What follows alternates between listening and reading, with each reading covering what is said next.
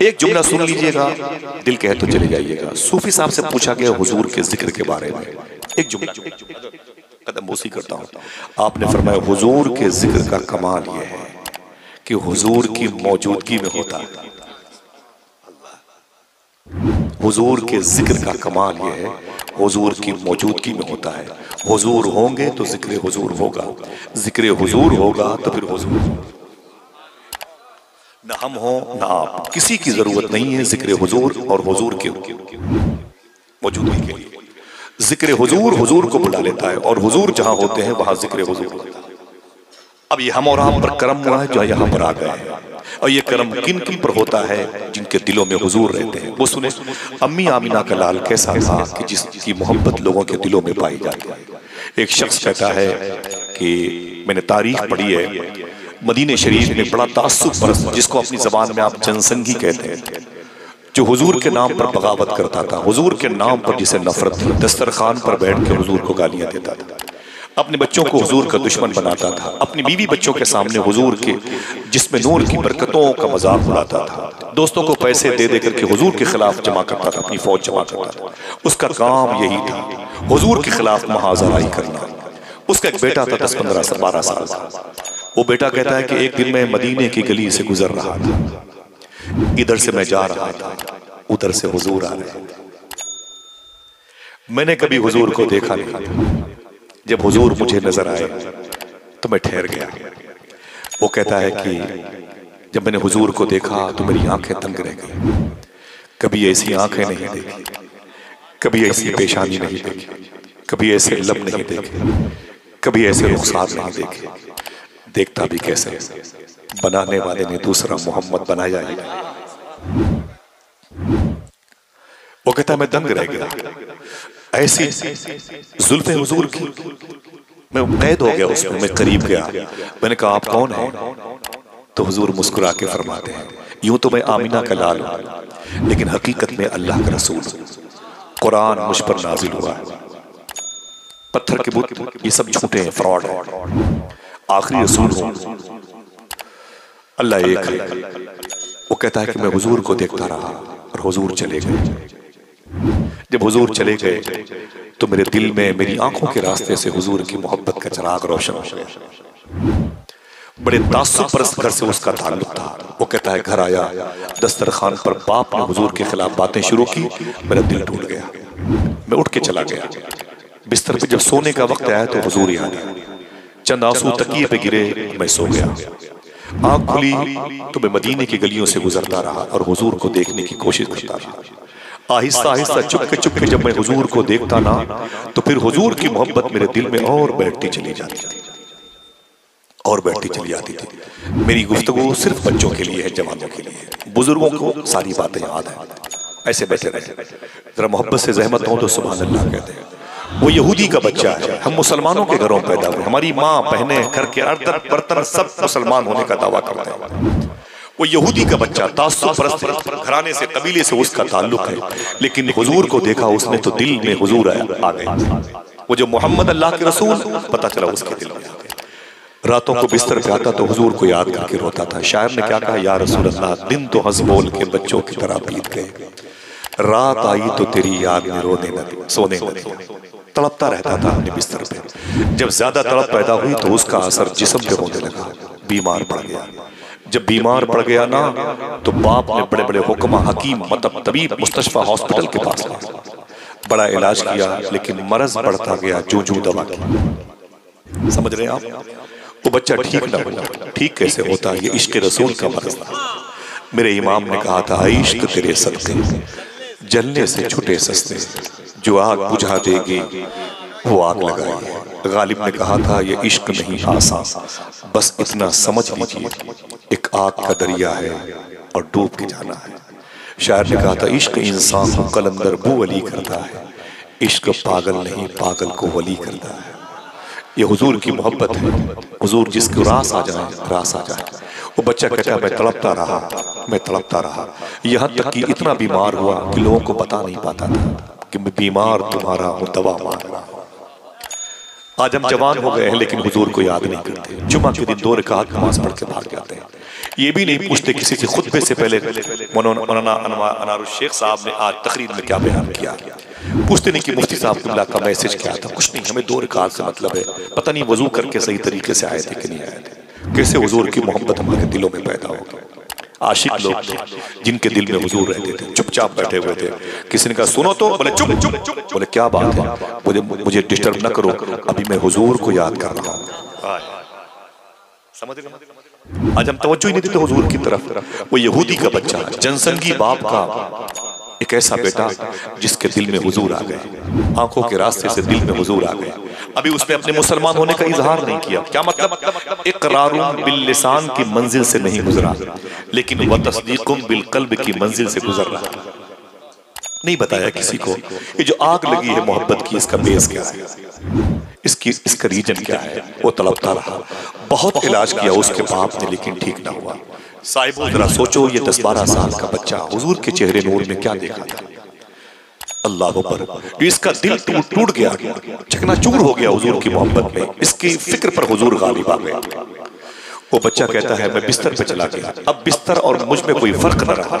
इस कदर बीमार हुआ, बाप को यकीन हो गया कि मेरा बेटा मर जाएगा, अब बचेगा नहीं, अब मेरा बेटा बचेगा नहीं, अब मर जाएगा।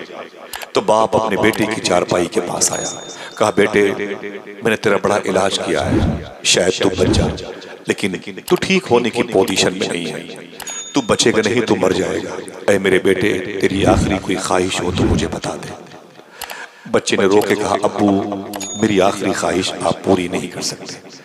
बाप ने कहा ना ना ना, बता तो सही तेरी आखिरी ख्वाहिश क्या है। अपनी ताकत से बढ़ करके तेरी आखिरी ख्वाहिश पूरी करने की सही करूंगा, कोशिश करूंगा। बच्चे ने कहा अब्बू नाराज ना हो तो बता दूं कि मेरी आखिरी ख्वाहिश क्या है।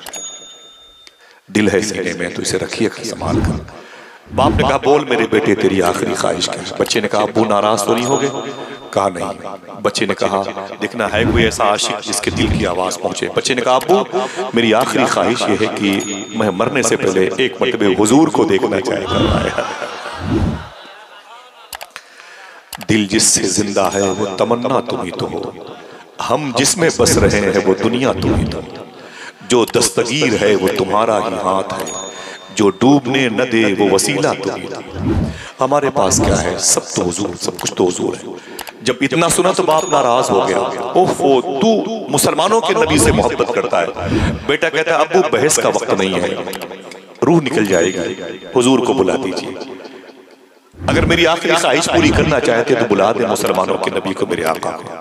बाप चिल्ला गया, गुस्से में हुजूर की बारगाह में आया। उसने कहा मुसलमानों के नबी, मेरे आका फरमाते क्या बात है। उसने कहा मेरा बेटा घर पे आपका इंतजार कर रहा है, बीमार बहुत ज्यादा है, देर न करें चले जल्दी, हो सकता है कि वो आपसे मुलाकात हो वरना वो मर भी जाए, जल्दी चलें। हुजूर ने अपने गुलामों से फरमाया उठो मेरे आशिकों, एक आशिक मेरा इंतजार कर रहा है। शेर पढ़ दूं?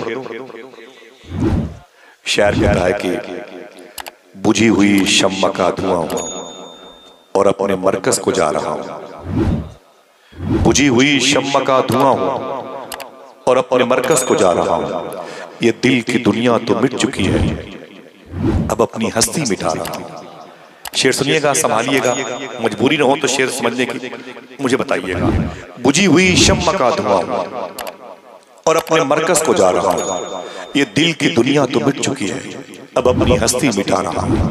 इधर ये घर से निकल रहे हैं, उधर मेरा दम निकल रहा है। इधर वो घर से निकल रहे हैं, उधर मेरा दम निकल रहा है। दगा कहां दे गई है किस्मत, वो आ रहे हैं मैं जा रहा हूं। अल्लाह अकबर, अल्लाह अकबर। उधर वो घर से निकल रहे हैं, इधर मेरा दम निकल रहा है। दगा कहां दे गई है किस्मत, वो आ रहे हैं मैं जा रहा हूं। हुजूर फरमाते चलो मेरे आशिकों, मेरे आशिक के पास। हुजूर तशरीफ लाए जब उसके घर में ना, कहाँ है वो? बाप ने कहा अंदर आए। हुजूर जब अंदर आए तो वो बच्चा मरीज, थोड़ी सांसों का मोहता वक्त लिए हुए। जब उसने अपने घर में हुजूर को देखा तड़प गया। क्यों? वो आए घर में हमारे खुदा की कुदरत है, कभी हम उनको कभी अपने घर को देखते। हुजूर को देखा तो रोने लगा, आंखें भर आई अश्क बार। आज हुजूर मेरे घर पे आए, देर बहुत हो चुकी है। हुजूर ने जब उसे देखा ना तो हुजूर ने जुमला इरशाद फरमाया, बेटे कलमा पढ़ ले। क्या फरमाया हुजूर ने? कलमा, ऊंची बोले, कलमा पढ़ ले। जैसे फरमाया हुजूर ने कलमा पढ़ ले, डर गया। उसने हुजूर के बगल में अपने बाप को देखा। जैसे मैं कलमा पढ़ूंगा मेरा बाप नाराज हो जाएगा। फरमाते हुजूर कलमा पढ़ ले। उसने अपने बाप को देखा, डर के मारे, बाप नाराज होगा। लेकिन जैसे फरमाया हुजूर ने कलमा पढ़ ले, जब उसने बाप को देखा तो बाप के दिल को रब ने बदल दिया। बाप ने कहा, पढ़ ले बेटा पढ़ ले, ये तेरी किस्मत है, ये तेरे घर आएगा, ये तेरी किस्मत है। गिरामी मेरे लब पर आ गया जैसे दरिया तशनगी के पास पढ़ ले मेरे बेटे पढ़ ले, ये तेरी किस्मत है, तेरे घर आएगा। जैसे उस बच्चे ने कलमा पढ़ा, हुजूर अपना कदम मुबारक घर से बाहर निकाले। जैसे हुजूर बाहर निकले उस बच्चे की रूह निकली। पहले कहा गया था उधर वो घर से निकल रहे हैं, इधर मेरा दम निकल रहा है। दगा कहाँ दे गई ये किस्मत, वो आ रहे हैं, मैं जा रहा हूं। जैसे हुजूर बाहर निकले उसकी रूह निकली। बाप दौड़ा, आए मुसलमानों के नबी, मेरा बेटा मेरे काम का नहीं, उसे ले जाएं, अपने मजहब के मुताबिक उसके कफन दफन का इंतजाम करें। मेरे आका पलटे अपने गुलामों को लेके, फरमाते ऐ मेरे गुलामों उठा लो मेरे आशिक को। देखना कोई है जो सुभान अल्लाह। मेरे आका फरमाते हैं इसके कफन का इंतजाम मैं करूंगा, इसके गुस्ल का इंतजाम मैं करूंगा, इसकी नमाज जनाजा मैं पढ़ाऊंगा। अल्लाह अकबर। अगर किसी ने हुजूर से ऐसा इश्क किया कि ऐलान कर दिया मुरहार सिंगार तुम्हीं से है, बगियन में बहार तुम्हीं से है, तो हुजूर की तरफ से भी करम नवाजी हुई है। मेरे आका ने फरमाया उठा लो मेरे आशिक की लाश, उठा लो मेरे आशिक की लाश, यानी ऐलान कर दो आशिक का जनाजा है, जरा धूम से निकले। आए हाय क्या कहने जिंदाबाद। अगर ज़हमत हो तो जरा हाथों को उठा के बोलो लब्बैक या रसूल अल्लाह, लब्बैक या रसूल अल्लाह। अपने अपने माँ बाप की मग़फ़िरत के लिए फिर से बोले लब्बैक या रसूल अल्लाह, दिल से बोले लब्बैक या रसूल अल्लाह। आशिक का जनाजा है, जरा धूम से निकले, महबूब की गलियों में जरा घूम के। मेरे आका फरमाते उठा लो मेरे आशिक, उठा लो मेरे आशिक। मेरे आका सल्लल्लाहु तआला अलैहि वसल्लम उसे हुजूर ने उसके गुस्ल का इंतजाम किया, हुजूर ने उसकी नमाज जनाजा पढ़ी, हुजूर ने उसकी नमाज जनाजा पढ़ी। उसकी जब तदफीन का वक्त आया ना, यानी कब्र को मिट्टी का वक्त देने का वक्त आया, हुजूर ने उसे बकी शरीफ के करीब में कब्रिस्तान है, दुनिया की सबसे अजीम सबसे बड़ी कब्रिस्तान इराक में नजफ अशरफ में, जिसे बाबू सलाम कहते हैं, जहाँ स्वालिह अलैहिस्सलाम और हूद अलैहिस्सलाम की मज़ारात है, करोड़ों के ऊपर मुर्दों की मज़ारात है वहाँ पर। बड़ी रातें मैंने गुजारी है। इस नवंबर में मैंने 4 रात उसी शहर में गुजारी जो नवंबर चल रहा है, नजफ अशरफ में, मौला अली के शहर में, अल्हम्दुलिल्लाह रब्बिल। लेकिन दुनिया की सबसे बड़ी अजीम कब्रिस्तान अगर कोई है तो बक्की शरीफ है। इसी कब्रिस्तान में हुजूर की लाडली बेटी मखदूम कायनात आराम कर, इसी कब्रिस्तान में हुजूर के चचा जनाब अब्बास, इसी कब्रिस्तान में मौला अली मखदूम कायनात के घर की पहली बहार इमाम हसन लेटे हुए हैं, उनके बगल में उनके भतीजे इमाम ज़ैनुल आबिदीन लेटे हुए हैं, उनके बगल में इमाम बाक़िर लेटे हुए हैं, उनके बगल में इमाम जाफ़र सादिक लेटे हुए हैं। अगर कोई सुभान अल्लाह कहने के लिए राजी हो तो बता दूं, इसी कब्रिस्तान में हुजूर की 2 फुफू आतिका और सुफैया आराम कर रहे हैं। इसी कब्रिस्तान में हुजूर की और 3 बेटियां मखदूमा ज़ैनब और रुक़ैया उम्मे कुलसूम आराम कर रही हैं। इसी कब्रिस्तान में हुजूर के बेटे जनाब इब्राहीम आराम कर रहे हैं। इसी कब्रिस्तान में हुजूर की 9 अज़वाज आराम कर रही हैं।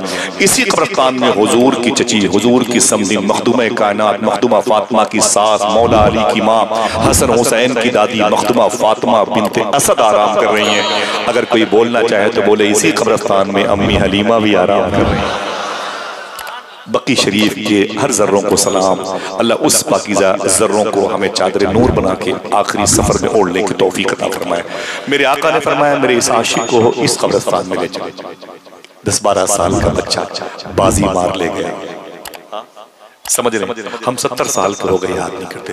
लेकिन सुने, जब उसकी कब्र में उसे उतारने का वक्त आया ना, तो गर्मी ज्यादा नहीं थी, लोग ज्यादा नहीं थे। फिर से रिवर्स करता हूं, गर्मी ज्यादा नहीं थी, लोग ज्यादा नहीं थे, लेकिन मेरे आका सल्लल्लाहु अलैहि वसल्लम बार बार अपनी पेशानी मुबारका से पसीने मुबारका पहुंच रहे थे, सुभान अल्लाह, सुभान बार बार।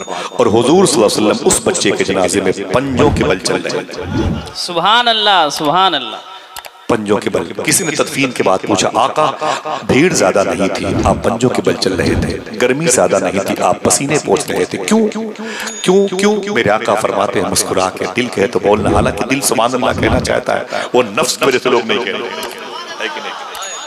हकीकत यही है। मालूम है क्या कहा हुजूर ने? हुजूर फरमाते मैं पंजों के बल चल रहा था, मैं पसीने पहुंच रहा था, इसलिए वो जो बच्चा जिसकी मिट्टी हुई है, तदफीन अमल में आई है, वो मुझसे इस कदर मोहब्बत करता था, इस कदर मोहब्बत करता था, उसके जनाजे में इतने फरिश्ते आ गए थे, मुझ मोहम्मद को भी चलने में दुश्वारी नारे तकबीर, नारे रिसालत। आशिक का जनाजा है, जरा धूम से निकले, महबूब की गलियों में जरा घूम के निकले। ये इश्क नहीं आसान, बस इतना समझ लीजिए, समझने एक आग का दरिया है, और डूब जाने की बात करता तो गालिब गालिब ना होता, डूब के जाने की बात, वरना डूब तो सब जाते हैं, डूब तो बड़े बड़े प्रोड्यूसर जाते हैं, डूब के जाने की बात की गालिब है। डूब के निकल गए सिद्दीक़ अकबर, डूब के निकल गए फारूक आजम, डूब के निकले उस्मान गनी, डूब के निकले मौला अली, ओवैसे करनी, डूब के निकले फुज़ैल बिन अयाज़, इब्राहिम दसूकी, अहमद बदवी, कबीर अहमद रफ़ाई, सैयदना शेख अब्दुल कादिर, ख्वाजा पाक, ये डूब के निकलने वाले लोग हैं। ये वही लोग हैं जिनको देख के लोग कहते थे वो मोहम्मद जो अल्लाह के रसूल हैं वो यही हैं, वो इन्हीं के दिलों में रहते हैं। आज क्या बात है, हमारे दिल पाकीज़ा नहीं है, हम जहाँ बैठते हैं बुराइयों की बातें, गीबत की बातें, हसद की बातें, चुगलखोरी में लगे रहते हैं, हमारा दिल दूसरों के अंडर में चला गया है, इसलिए हमारी तन्हाइयाँ मुसलमान बनाई। आप दुआ करते हैं, ऐ अल्लाह मुसलमानों पे करम फरमा। सूफी कहता है ये गलत तरीका है, ये कहा करो अल्लाह हमारी तन्हाई को मुसलमान बना दे, अल्लाह हमारी आंखों को मुसलमान बना दे, अल्लाह हमारी सोच को मुसलमान बना दे, अल्लाह हमारी फिक्रों को मुसलमान बना दे, अल्लाह ताला हमारे दस्तबाजू को मुसलमान बना दे।